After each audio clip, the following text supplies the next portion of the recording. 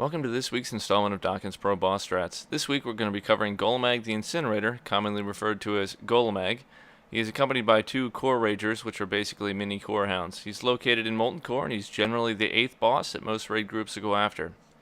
In addition to his auto attack abilities, Golemagg has an ability called Golemagg's Trust. What this does is buffs the Core Hound Ragers with 500 increased damage and increased attack speed by 50% if they are close enough to him. He also has Magma Splash, a ranged ability that procs onto anyone attacking and will stack with itself.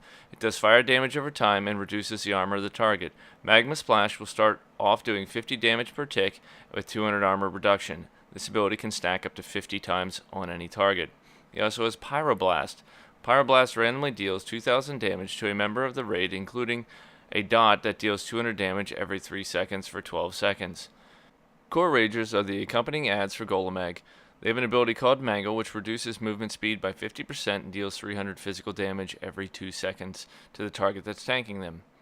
A couple of the notable items about the Ragers is, if the dog's health is reduced below 50%, they will emote a message. Core Rager refuses to die while its master is in trouble, and they will regenerate to full health. You cannot kill these adds until you have killed Golemagg himself, and then you can go ahead and DPS down the adds. Also, if you pull the Core Ragers too far away from Golemagg, it will reset the encounter, and you'll have to start over again. This is an overhead view of Golemagg's room. If you notice in the bottom center of the map there, the large red circle is where you're going to want to tank him at. The black circle just below that is going to be where the main tank is standing. Then if you look onto the right side, you'll see a red circle and then a black circle over there. The red circle is where the Core Hound Ragers are going to want to be tanked, and the black circle is where the off tanks are going to stand. Gets a little tight over there, but they're going to be stacked right on top of each other. There's no reason not to. Also, if you see where the X is located, that's generally about where the raid group's going to stand. They're going to be kind of clustered in that side of the room. Some people may even be standing inside or slightly behind the graphic of the Core Hounds. That way they can hit the boss and be within range of healing those tanks that are tanking the Ragers. Also, if you follow the method in which we use, the pathing that we use, there's going to be adds that are still up in this room.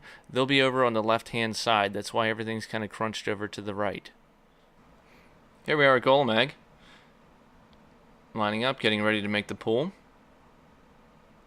I see the tank there on the left. He's going to be picking up his Rager. I got Golemagg. I turn him around, face him away from the raid group. The other Rager's taking a moment to be picked up. That tank was a little delayed in his action.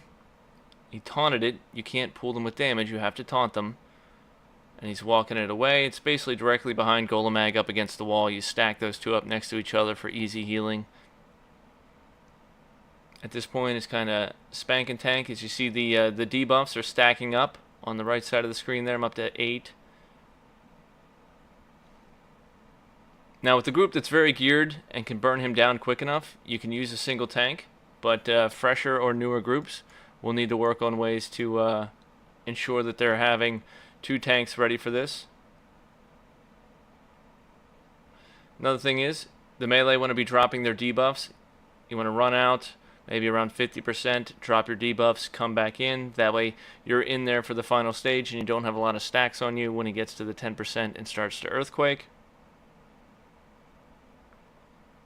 As soon as he hits 20, I'm going to be prepared to hit Last Stand, watching for it because he's dropping fast in execute range. Now as soon as he starts to Earthquake, you're going to see my damage spike and everybody else in the raid's going to start taking a lot more. Use that cooldown. And boom, boom, boom, boom, boom, he really starts hammering people. You see some of the melee dying, but I'm staying up. That's just purely my gear level right there at 19 stacks.